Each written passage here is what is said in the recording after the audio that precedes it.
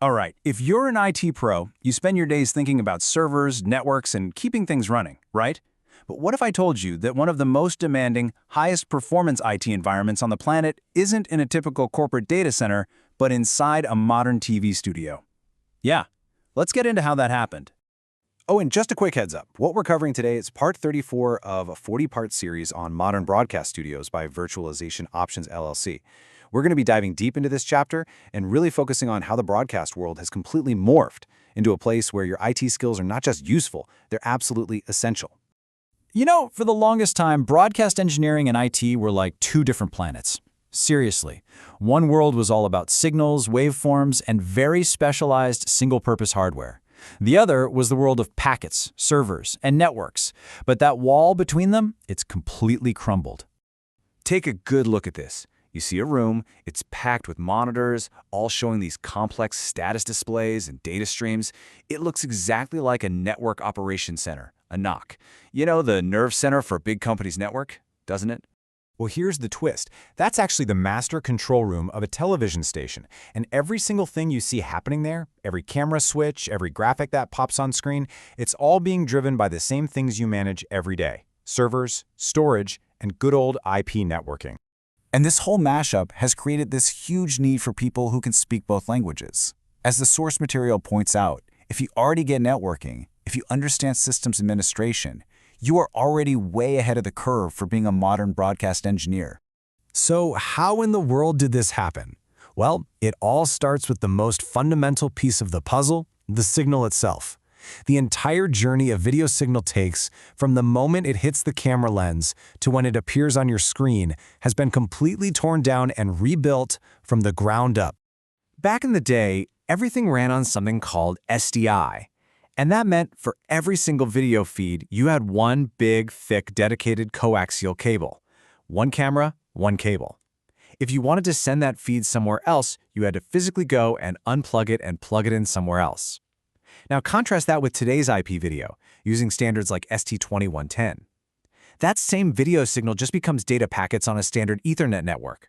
You can shoot multiple 4K streams over a single fiber cable and send them literally anywhere on the network with a software click. It's just network traffic. But here's what's just mind-blowing: the sheer amount of data we're talking about. A single, uncompressed 4K video stream needs about 12 gigabits per second of constant, sustained bandwidth. Let me put that in perspective for you. For many corporate offices, that's more bandwidth than their entire connection to the internet. And here, we're talking about that for just one camera. So this is what that old world looked like. This was broadcast engineering back then. It was a physical, mechanical place filled with specialized boxes, big chunky dials, and a whole lot of dedicated wires. And this is what it looks like today. Does it look familiar? It should. It's a server rack. It's a high-density network switch. It is an environment that any of you in IT would recognize in a heartbeat. The change couldn't be clearer. The studio has literally become a data center. Okay, so you can't just throw a ton of bandwidth at the problem and call it a day. This is where broadcast IT gets really, really unique. It introduces a challenge that most corporate networks will never, ever have to deal with: incredibly precise timing. And that really is the million-dollar question, isn't it? When you've got video, maybe a dozen audio tracks and other data all broken up into separate streams of packets flying across the network, how do you guarantee they all show up at the exact same instant to be put back together? I mean, if you're off by just a few milliseconds, you get that awful lip sync error that drives everyone crazy. The magic that makes it all work is a technology called Precision Time Protocol, or PTP. And let me be clear, this is not the standard NTP you're used to for syncing your servers. PTP is a whole other beast. It's an incredibly precise clocking system that gets every single device on the media network, the cameras, the mics, everything, locked together in perfect sync. So here's the crucial difference. The NTP on your servers is happy if it's accurate to within a few milliseconds. That's a thousandth of a second. PTP, on the other hand, operates in the world of nanoseconds. That's a billionth of a second.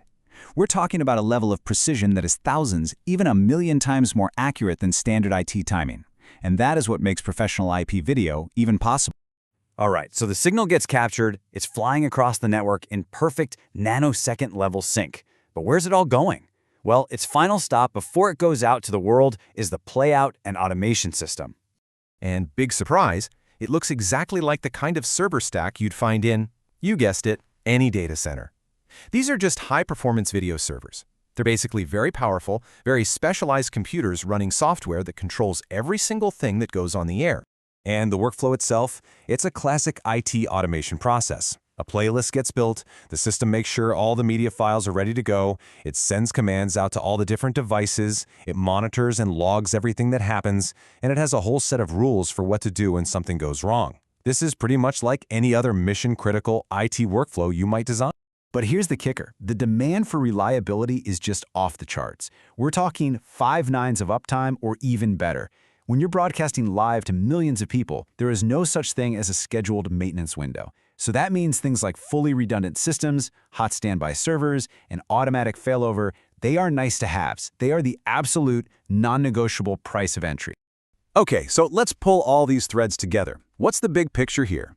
The modern broadcast studio is no longer some strange land full of weird proprietary gear. It's a high-stakes, high-performance IT environment, and it runs on the very principles that you already live and breathe every day. You can almost think of it like this. You're still dealing with familiar hardware, but now you have these insane bandwidth demands. You're using standard networking, but you're governed by the laws of nanosecond-level synchronization. And you're still doing server administration, but with a level of reliability that is absolutely non-negotiable. Your IT skills are the foundation. You just have to learn the new, much stricter rules of the broadcast game. As we've seen, that line that used to separate a broadcast engineer from an IT architect, it's pretty much gone.